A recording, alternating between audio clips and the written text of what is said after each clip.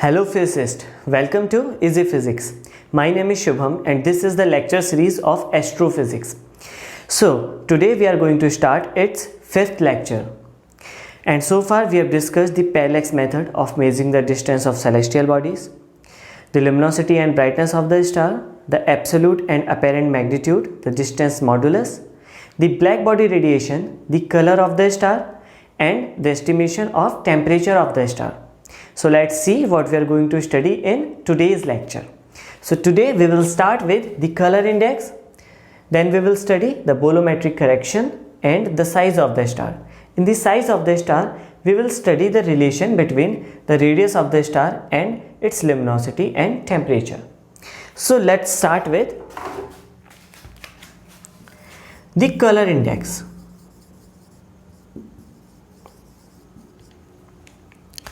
To understand this, suppose here is a star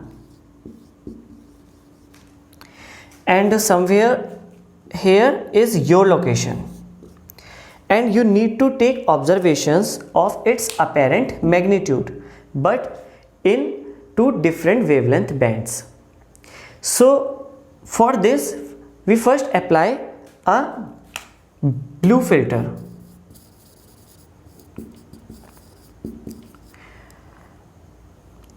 What is the use of filter? We have discussed in the last lecture. When we apply filter, it only allows the light of required wavelength. Like if we apply a blue filter, then the only allowed light passing from the filter is blue wavelength light. So we get the apparent magnitude of the star after applying the blue filter as B. Now we change the filter. Let's say we apply the visual filter. Then we will get the apparent magnitude of the star as V. Now you have two different apparent magnitude of the stars in different wavelength bands. Now we need to take the difference of these apparent magnitudes. So we can find the difference as B minus V or V minus B. But here is a condition. You are only allowed to subtract the magnitude which is at higher wavelength from the magnitude which is at lower wavelength. So we can only use the quantity as B minus V because the wavelength of B is less than the wavelength of V. So this is the allowed operation. I will discuss later why we are not considering this. This is actually only a convention. So we will consider B minus V. Now we can take the two different cases. First case when B minus V is negative and another case when B minus V is positive. Now simply we can write if B minus V is negative, we know B is less than V, and in this case B is greater than V. Now look at this case. If B is less than V, then the apparent magnitude in the blue range is less, and the less value of apparent magnitude describe the brighter star. So this means the much amount of radiation is coming in blue wavelength range. So we can say the dominating radiation is from blue wavelength and the wavelength of blue color is less than the wavelength of visual region. And we know the Wein's displacement law, which says the peak wavelength is inversely proportional to the temperature of the body. So from this we can say the star's temperature is mainly described by the blue region because the dominant radiation is blue. So we consider lambda B, and according to this we find the temperature from here, and lambda v is very small, so the temperature will be high. So what we conclude, this star is a hotter star. Now we come to this case, if b is greater than v, then lambda b is smaller than v, and if b is greater, then the star is dim in the region of blue wavelength, and if v is small, then in this region the radiation is dominating. So we know this wavelength is dominating. Okay, we can write 1 upon T, and this is larger, so the temperature will be low. So what we conclude, this star is a cool star. So we can say if b minus v is negative, then the star is hot, and if v minus v is positive, then star is a cool star. Now come to the conclusion, and let's discuss the definition of color index. The color index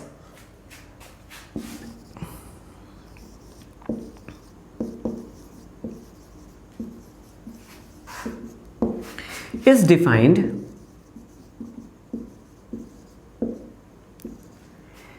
as the difference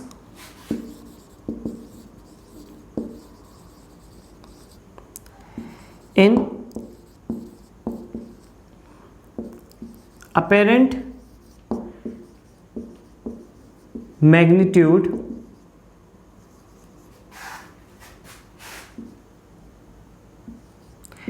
of the star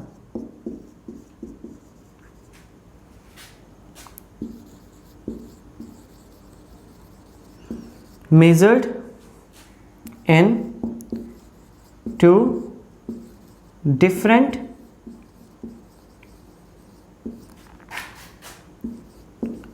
wavelength bands, and only allowed operation is magnitude at lower wavelength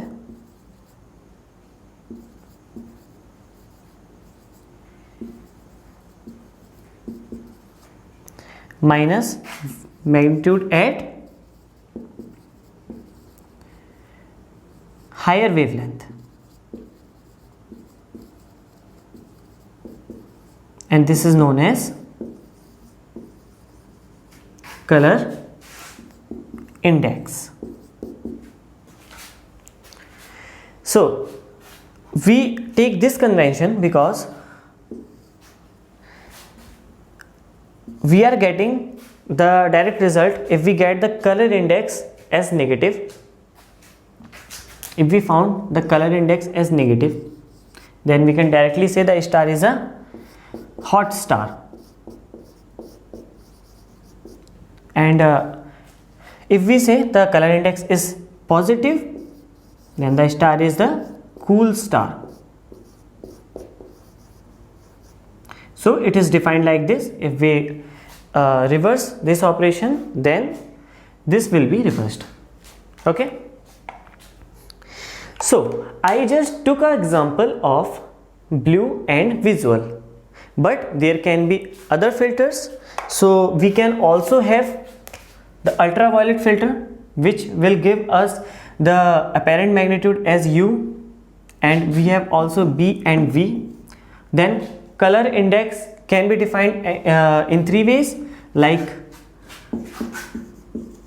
color index we can define as U minus B, or U minus V, or B minus V. Okay, so we can see that if a star is a hot star, we are getting the color index as negative and star is hot star, then the maximum radiation is coming from the shorter wavelength. So we also have the information, the energy distribution of the star, and we have also the information of the color of the star.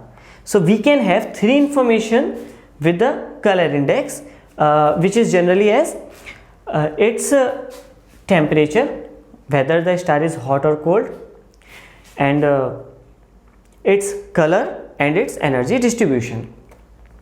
Now let's take an example.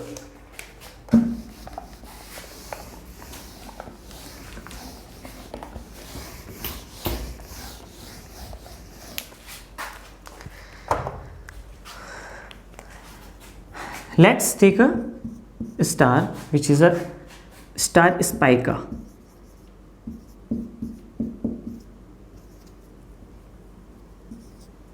Star Spica has the apparent magnitude in different wavelength bands as u is equal to minus 0.24, b is equal to 0.7, and v is equal to 0.9. Now what is its color index? So we can find the color index in three possible ways. We can calculate u minus b, which is minus 0.24 and minus 0.7, which will give us the results minus 0.94. We are getting the result as negative. We can also calculate u minus v, which is minus 0.24 minus 0.9. We will get 9, 10, 11 minus 1.14, and we can also calculate b minus v. So it will give 0.7 minus 0.9 is equal to minus 0.2. So we are getting all values as negative. So the star is very hot star, and we can directly see from here, well, the magnitude of ultraviolet region is very small, minus 0.2 comparative to blue and visual. So we know the dominating radiation is coming from the ultraviolet region, and we can also see this with the help of the color index. And if I try to draw the graph between the some color index, say b minus v, and the temperature of the star, we will have the shape like this. So our sun lies somewhere here, which is around 6000 Kelvin. So, and star Bellatrix somewhere like here, and which have magnitude minus 0.31. So this is the color index. Let's come to the another topic, which is the bolometric correction.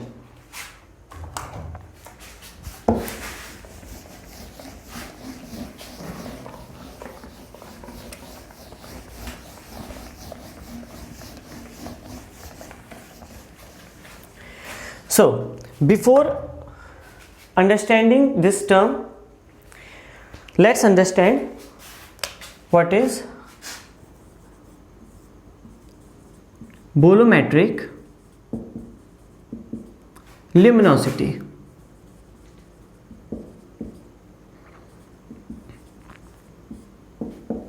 What is bolometric luminosity?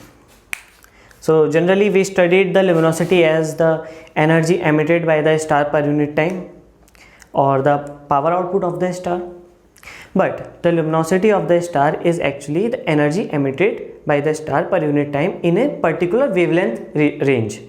But the bolometric luminosity is the energy emitted by the star per unit time across all possible wavelength. So it is the net radiation emitted by the star per unit time. So we can say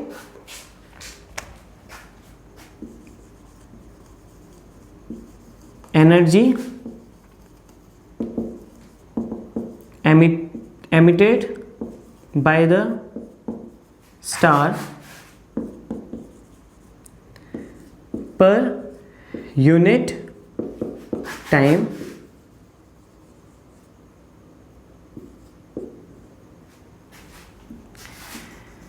across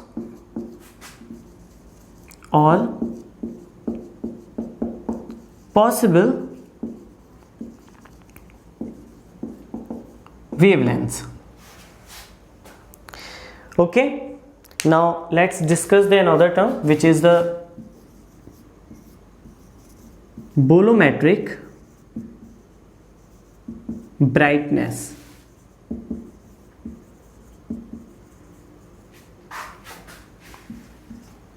So understand it carefully.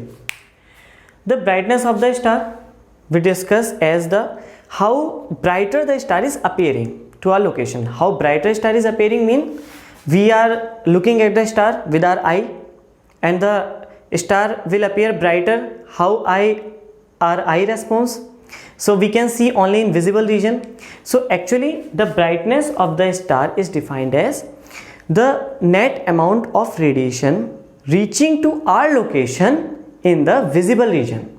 But the bolometric brightness is defined as the net amount of radiation reaching to our location from the star across all possible wavelength. So we can say the net radiation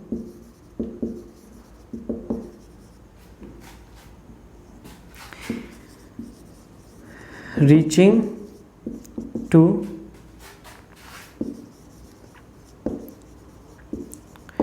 observer's location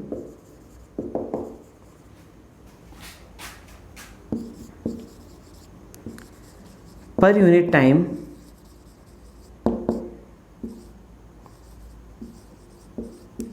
across all possible wavelengths. Okay, so normally brightness says the net amount of radiation per unit time across only visible range, but it is across all possible wavelength range.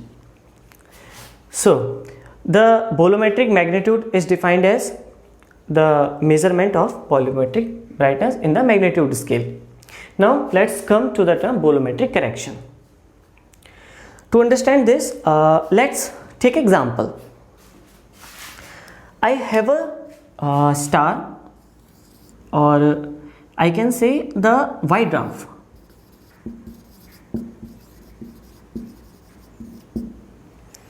And I have another star which is the red giant.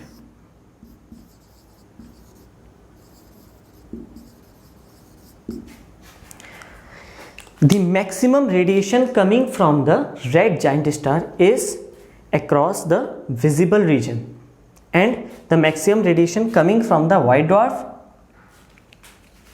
is coming from the ultraviolet region.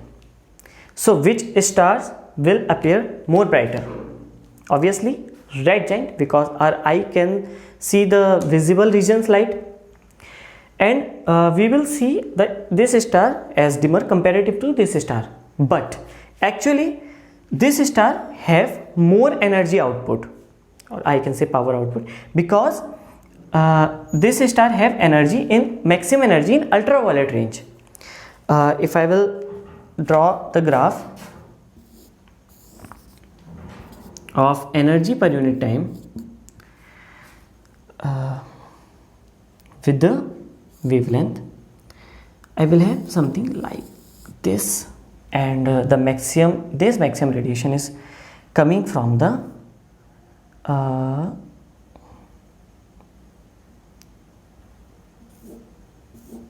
ultraviolet range. Let's say this is a ultraviolet range and this is the visible range. and this is the for infrared. But for this red giant, we have graph something like this.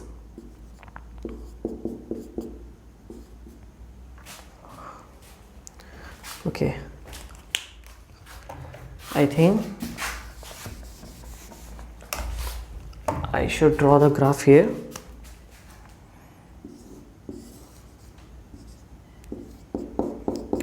Energy per unit time with the wavelength. If this is the graph, then we can say this is the ultraviolet range, this is the visible, and this is the infrared.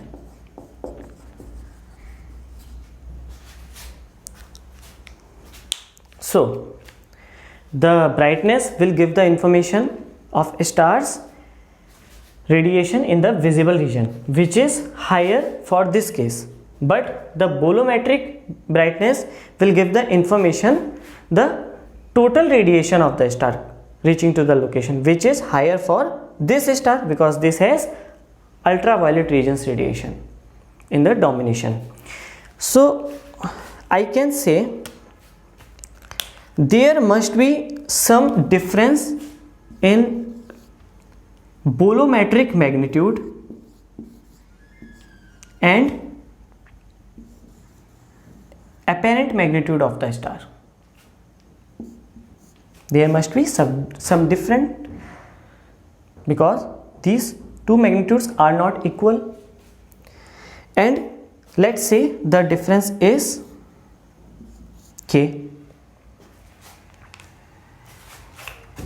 and what this term is telling us? This term is telling us that how the both magnitudes are related. What is the difference actually? I can write this equation in this form: m bolometric is equal to m plus k. So actually if I write this, then m is not equal to m bolometric is not equal to m, but this term is correcting this equation. This term is correcting this equation. This term is correcting actually our magnitude. So we say this term as bolometric correction. We say K as bolometric correction.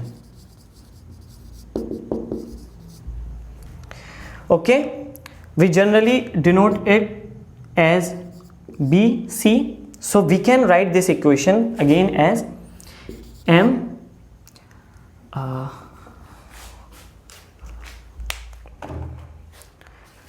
let me write it here.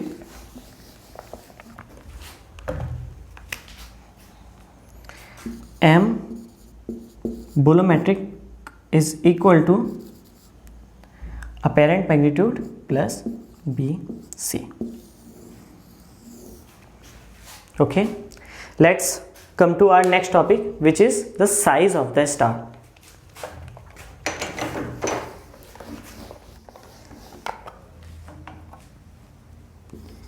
Size of the star. So let's understand it from very basic. So let's start from the second law of thermodynamics, which states that if there is a body at temperature T1 and the temperature of its surrounding is T2, or we can say it is connected to a body which is at temperature T2. So if T1 is greater than T2, then the heat will always flow from the higher temperature to the lower temperature. So let's take this case to our star. Suppose this is our star T1. So it will emit energy, and it will emit energy in the form of radiation because there is a vacuum around it, and the energy can only be passed from the vacuum in the form of radiation. So according to Stefan's Boltzmann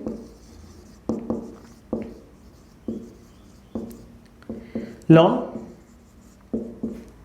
the total emitted energy by the body per unit time per unit area is directly proportional to the fourth power of its temperature. energy per unit time can be written as luminosity of the star, and it is directly proportional to T to the power 4. If the radius of the star is r, which describes the size of the star, then area can be written as 4 pi r square. So we can say L upon 4 pi r square is directly proportional to T to the power 4. And if we remove this proportionality constant, we can write is equal to sigma T to the power 4, where sigma is Stefan Boltzmann constant. We can write this equation as 4 pi r square T to the power 4 and sigma. We can also write this equation for the sun. So in the units of sun, sigma 4 pi square per 4. This is denoted for the sun. If we divide both equation, then we find L upon L naught is equal to sigma 4 pi r square T to the power 4 upon sigma 4 pi. So we can easily find the radius of the star. So r square can be written as L upon L naught, here solar radius square, and upon T की power 4, or r is equal to solar radius times L upon L naught power half and T naught upon T to the power 2. So if we know the luminosity of the star and its temperature, then we can easily calculate the radius of the star or the size of the star using this equation, because we know the value of solar radius, solar luminosity and solar temperature.